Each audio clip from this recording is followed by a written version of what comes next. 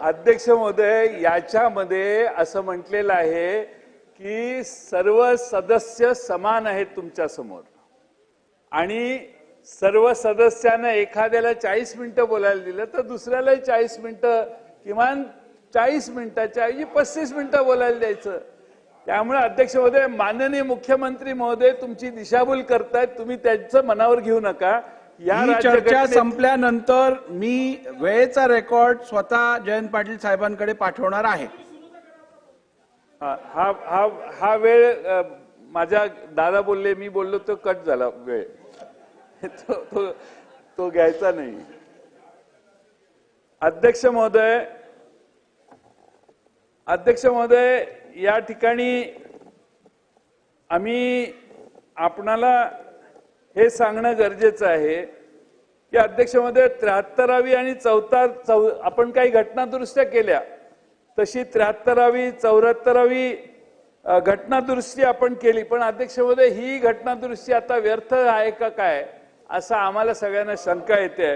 कारण 3-3 वर्ष स्थानिक स्वराज्य संस्थांच्या निवडणुकाच झालेल्या नाही आणि राज्याच्या लोकशाहीबद्दल एक खेळ चालू आहे का काय, आणि जनता मात्र आणि अध्यक्ष महोदय सगळी यंत्रणा, घटनात्मक यंत्रणा हा सगळा खेळ मूकपणे पाहत बसली, अशी आपली अवस्था आहे.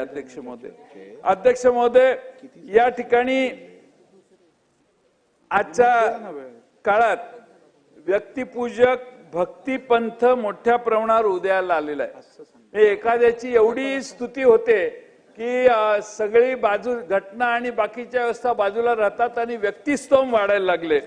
मात्र बाबासाहेब आंबेडकरांनी 75 वर्षापूर्वी राजकारणामध्ये भक्ती आणि व्यक्तिपूजा ही आपल्याला अधपतनाकडे आणि हुकुमशाहीकडे घेऊन जाईल असं म्हणून ठेवलेलं आहे.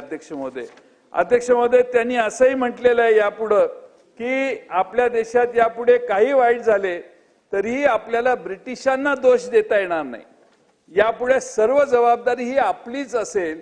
अध्यक्ष महोदय, ब्रिटिश गेल्या लगेच डॉक्टर बाबासाहेब आंबेडकरांनी पुढच्याच वर्षी हे विधान केलेलं आहे. आणि म्हणून अध्यक्ष महोदय, आता अलीकडे 75 वर्ष झाले तरी नेहरूंची आठवण काढून त्यांना वेगवेगळ्या कारणानं दोष देण्याचं चालूच आहे. पण अध्यक्ष महोदय, डॉक्टर बाबासाहेब आंबेडकरांनी सांगितलं की ठीक आहे, कालपर्यंत ब्रिटिशांचं राज्य होतं, आता इथनं पुढे त्यांना दोष देण्यापेक्षा नवं राज्य आणि नवी दिशा घेण्याचं काम आपण करू. अध्यक्ष महोदय, माझ्या मते गांधी, नेहरू, आंबेडकर आणि सरदार वल्लभभाई पटेल ही खरं म्हणजे आधुनिक भारताची दैवत आहेत. शेकडो कोटी भारतीयांना एक आदर्श जीवन त्यांनी भारतीय संविधानाच्या माध्यमातून दिलं. संविधान ही एक प्रकारची अध्यक्ष महोदय जादूची कांडी आहे. आदर्श जीवन जगण्यासाठी जे जे हवं नागरिकांना ते संविधानानं आपल्याला दिलेलं आहे. अध्यक्ष महोदय, या ठिकाणी आपल्याला या सगळ्याच न्यायपालिका असेल किंवा सगळ्या व्यवस्था ज्या आहेत त्या सुसंगत वागतील अशी अपेक्षा होती. पण अलीकडच्या काळात वेगवेगळे अनुभव आपल्याला अध्यक्ष महोदय येत आहेत. अध्यक्ष महोदय, खरं म्हणजे आपल्या देशाच्या घटना समितीत सर्व विचारसरणीचे लोक होते. त्यामध्ये जसं काँग्रेसचं बहुमत होतं तसे काँग्रेसचे कठोर टीकाकार असणारे डॉक्टर बाबासाहेब आंबेडकर हे तर घटना मसुदा समितीचे प्रमुख होते. हिंदू महासभेचे श्यामाप्रसाद मुखर्जी देखील होते. अनेक तरतुदींना घटना सभेतील काही सदस्यांनी विरोधी केला होता. अध्यक्ष महोदय, तत्कालीन सत्ताधाऱ्यांनी त्यांना विरोध करणाऱ्यांना घटना समितीतल्या काही देशद्रोही म्हणून त्यांचा कधी उल्लेख केला नाही. प्रत्येकाला मतं असतात, प्रत्येक जण मांडत असतो. अध्यक्ष महोदय, आपण या ठिकाणी सर्वात महत्त्वाचा मुद्दा म्हणजे ही राज्यघटना ही आपण स्वतः तयार करून स्वतःलाच अर्पण केलेली आहे. अनेक देशामध्ये कोणत्या तरी धर्माला अर्पण केलेले आहेत, काही महामानवांना अर्पण केलेले आहेत, पण आपण स्वतःला तयार करून आपली राज्यघटना अर्पण केलेली आहे. आणि म्हणून एक प्रकारे आपण सगळे राज्याचे भाग्यविधाते आहोत असा संदेश देण्याचं काम अध्यक्ष महोदय त्यातून केलेलं आहे. दुसरं एक वैशिष्ट्य राज्यघटनेचं अध्यक्ष महोदय असं आहे की स्वातंत्र्य चळवळ ही पूर्णपणे महात्मा गांधींच्या भोवती केंद्रित होती. पण अध्यक्ष महोदय, त्या राज्यघटनेमध्ये महात्मा गांधींच्या नावाचा उल्लेख पण केला गेला नाही. अध्यक्ष महोदय, कोणत्याही व्यक्तीच्या नावाचा राज्यघटनेत उल्लेख सुद्धा करण्यात आलेला नाही आणि ही घटना पूर्णपणे विवेकनिष्ठ राहून व्यक्ती केंद्रित न करण्याचा घटनाकारांचा प्रयत्न होता. सर्वच ठिकाणी आता अलीकडे व्यक्ती केंद्रित कार्यक्रम चालू दिसतोय. हा भाग अध्यक्ष महोदय वेगळा. अध्यक्ष महोदय, आज बेसिक स्ट्रक्चर डॉक्ट्रिन हे मूलभूत ढाचा जो आहे तो ढाचा न डिस्टर्ब करता आपल्याला अध्यक्ष महोदय ही घटना पुढे नेण्याचं काम आपल्याला करावं लागणार आहे. अध्यक्ष महोदय, माझ्यानंतर नाना पटोले साहेब बोलणार आहेत, त्यामुळं मी जास्त वेळ या ठिकाणी भाषण करणार नाही. पण अध्यक्ष महोदय, आपण कॉन्स्टिट्यूशनल मोरॅलिटी म्हणजे अध्यक्ष महोदय संविधानिक नैतिकता हा एक महत्वाचा मुद्दा आहे आणि नैतिकता संविधानिक नैतिकतेच्या काही गोष्टी या आपण पाळण्याची अत्यंत गरज आहे. अध्यक्ष महोदय, गेल्या 10 वर्षात या 5 वर्षात कुठं किती कॉन्स्टिट्यूशनल मोरॅलिटी वापरण्यात आली काय नाही आली ते सांगून मी आपला वेळ घेत नाही. पण अध्यक्ष महोदय, ग्रामसभा ही सर्वोच्च सभा असते. अगदी त्या मरकडवाडीला देखील ग्रामसभा घ्यायला गेले लोक तर ती ग्रामसभेवर बंदी, पोलिसांनी त्याला मरकडवाडीला ग्रामसभाच घेऊन दिली नाही. ग्रामसभा ही अध्यक्ष महोदय त्या गावातली सर्वोच्च असते आणि ग्रामसभेला घटनात्मक दर्जा दिलेला आहे. पण ग्रामसभेने ठराव काय करायचा हे सांगायचं डायरेक्टिव्ह हे कलेक्टर पासून सगळे देण्याचं काम करतात. अध्यक्ष महोदय, त्याला ग्रामसभेने एक ठराव केला, बॅलेट पेपरवर मतदान घेण्याचा ठराव केला, निवडणूक आयोगाने त्याला केराची टोपली दाखवली, पोलिसांनी फौज पाठवून शांततेत चाललेली प्रक्रिया बळाचा वापर करून बंद पडली, नागरिकांना देशद्रोहाचे गुन्हे दाखल करण्याची धमकी दिली, इतर काय ते विधानसभेत निवडून आलेले आमचे उत्तमराव जानकर यांना अटक करून आयुष्यभर तुरुंगात ठेवण्याची धमकी तिथल्या पोलीस अधिकाऱ्यांनी दिली. अध्यक्ष महोदय, हे सगळं हे राज्यघटनेला अभिप्रेत नाही आणि म्हणून राज्यघटनेची मोरॅलिटी हा सगळ्यात महत्वाचा भाग हा निश्चितपणानं पाळण्याचं काम आपण सगळ्यांनी केलं पाहिजे. बोलण्यासारखे अनेक विषय आहेत पण माझी एवढीच अपेक्षा आहे की अध्यक्ष महोदय, या राज्यघटनेप्रमाणे या सभागृहाचं कामकाज चाललं पाहिजे. विरोधी पक्ष लहान असला तरी त्याचा आवाज दबणार नाही ह्याची काळजी अध्यक्ष म्हणून राज्यघटनेच्या प्रमुख म्हणून आपण घेणं आवश्यक आहे आणि राज्यघटनेच्या मध्ये दिलेल्या तरतुदीनुसार जी लोक इथं निवडून आली आहेत त्यांचा समान अधिकार आहे याची काळजी अध्यक्ष या नात्यानं आपण नेहमीच घ्याल.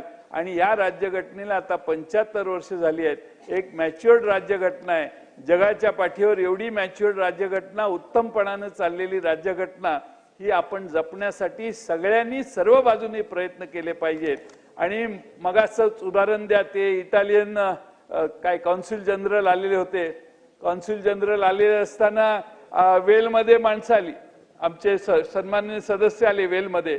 माझं म्हणणं काय होतं, सत्तारूढ पक्षाचे माझं म्हणणं काय होतं, ते गेल्यानंतर यायला काय प्रॉब्लेम नाही पण त्यांनी फोटो काढला. तुम्हा सर्वांना बरं वाटावं म्हणून एक अधिक माहिती देतो. इकडनं माझ्या चेंबरमध्ये ज्या वेळेला ते आले त्यावेळेला त्यांनी तुम्हा सगळ्यांना कॉम्प्लिमेंट केलं आणि म्हणाले आमच्या सभागृहात ह्याच्यापेक्षा जास्त गदारोळ होतो.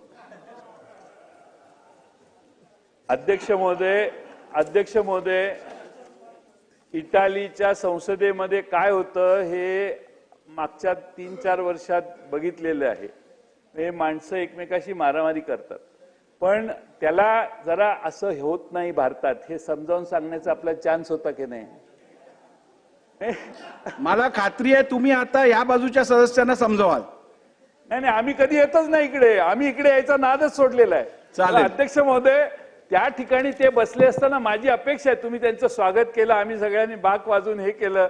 दादा नाही वाटतंय सगळ्यांना इथं बसलेला की तो पाहुणा असताना तरी दंगा करू नका. पाहुणा असताना वेलमध्ये येणं हे करणं हे महाराष्ट्राच्या विधानसभेची गरिमा राखण्याचं काम आपण करा. आणि शेवटचा मुद्दा सांगतो, मुख्यमंत्र्यांनी हे मनावर घ्यावं, मुख्यमंत्री महोदय, की खाली बसून कुणाला बोलायचं नाही. एकदा सक्तपणाने ठरवा. तुमचे समर्थक तुम्हाला बरं वाटावं म्हणून इतके खालनं आमच्यावर वेगवेगळ्या कॉमेंट्स करत असतात की आता सभागृहामध्ये बसायचं की नाही, याचा विचार करेपर्यंत विरोधी सदस्य आलेले आहेत. त्यामुळे आपण लोकशाही म्हणजे आपण डायलॉग, आपण पहिलं भाषण केलं, संवाद ठेवणार आहे. तुम्ही आता वरही बघणार झाले, असं करू नका, वर जरा 2 मिनिटं बघा. संवाद ठेवतो म्हटला तर तो संवाद तुमच्यात आणि विरोधी पक्षात ठेवण्यासाठी, बरोबर, त्यामुळे संवाद ठेवण्यासाठी आपण जर काळजी घेतली तर आपल्या इशाऱ्यामुळं मागही मेसेज जाईल आणि इकडेही मेसेज जाईल. तेवढी काळजी घ्यावी. ही धन्यवाद. तर एकच मिनिट आपण बोलणार, एक मिनिट आपण बोलण्याआधी सन्मान्य सदस्य जयंत पाटील साहेबांनी इकडे विरोधी पक्षाला कमी वेळ बोलण्याला दिला जातो असं सांगितलं. त्या मताशी मी सहमत नाहीये आणि रेकॉर्डवरती योग्य परिस्थिती येणं हे अपेक्षित आहे. त्यामुळे एकूण सत्तारूढ पक्षाकडे 237 सदस्य आहेत सभागृहात.